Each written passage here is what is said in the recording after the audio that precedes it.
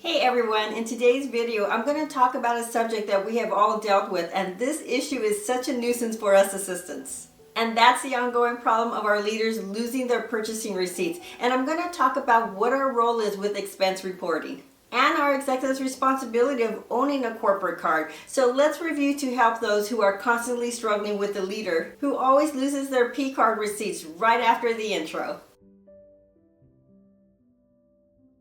Hey guys, this is Cherie from the Exceptional Assistant, and my channel is all about the day-to-day responsibilities and scenarios of the professional assistant. So whether you're an executive assistant today, looking for new tips and tricks, or you're new to the administrative role, this channel will be a great source of information for you. Because I have over 70 videos of better practices, how to do specific tasks, and everyday work scenarios and resolutions. So when your executive submits for a corporate card, they are governed to uphold the company policies. And in many companies, it may state that the owner of the corporate card are in full agreement that they will follow the policies set by the company. And failure to comply with those policies, the corporate card privileges may be revoked. So what does this mean to you? It means that it's their corporate card, not yours, and ultimately they are held accountable for it, including their receipt submissions. And sure, we're tasked to help them submit their expense reports and upload the receipts, but if your leader is continuously losing their Pcard receipts, it falls on them to get it, but there are exceptions where we can help.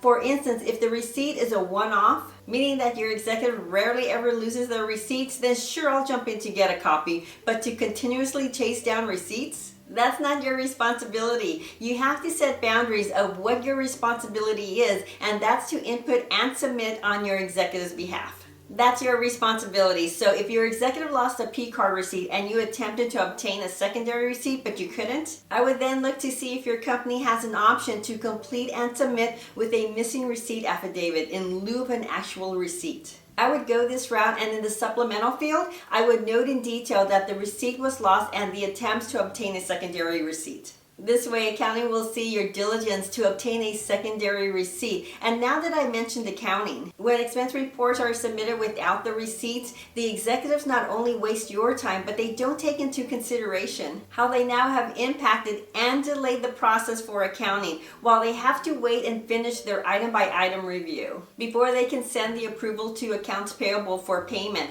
So here's one approach to those executives that continuously lose their receipts. An option is having an executive take a picture of the receipt and text it to you. This isn't a preferred method, but it would relieve the hassle of trying to get a copy of lost receipts. I did have an executive years ago that when they did travel, they always texted me the pictures of their receipts so I'd have a copy. But it's not that they lost the receipts, but because that the executive was moving so fast during the travel, they felt it was a secure way if they forgot the receipt somewhere because there was so much going on. I was reading a post from an assistant not long ago where she said that her executive refused to give her any receipts to any purchases that he made. And he told her that it was her responsibility to go get them. All of them, every single purchase that he made, and I'll tell you that she sounded defeated. When you work for a self-absorbed leader like that, they'll guilt trip you or they'll bully you, but I'll tell you right now that no matter what they say, again, they took the credit card out. The card is in their name, not yours. Schedule a one-on-one conversation and go in with a non-guilt attitude, meaning that you don't need to feel bad because there's nothing to feel bad about. The executive brought you to this point, and here's where you're going to resolve it. In the discussion, provide options to help the executive with some preferred methods of how these can work, and let them decide which method they're going to go with and hold them accountable. There are so many receipt tracking software and apps that you can download that may work to help alleviate this situation that can be presented to your executive. I went online and Expensify seems pretty popular. I also found Raido, Zoho, and Auto Entry. And when you do schedule your one-on-one, I would pull the policy for your company's corporate card. And let your executives see that the company may review and place a freeze on the card, or it can be automatically closed. And those are all bad situations for our executives, but the worst situation is if their senior executive leader is now receiving emails of being non-compliant by accounting. Then their image of being responsible may be questioned. There are things that we can do to remind our executives to have their receipts ready for us to work their expense reports. You can set reminders on your executive's calendar on the date that you plan to work on their expense report. I would look in your expense system that you use. We use Concur, so I'm going to be referencing Concur. I would jump into the profile and look at the charges in Concur. And I'll capture the purchase, the amount, and the date of where the charge happened. So if you look at your executive's calendar on the date of the receipt, you'll see some type of meeting that took place, or if they were traveling. You can reference a travel or meeting name, so something like John Smith's 2023 Strategic Review.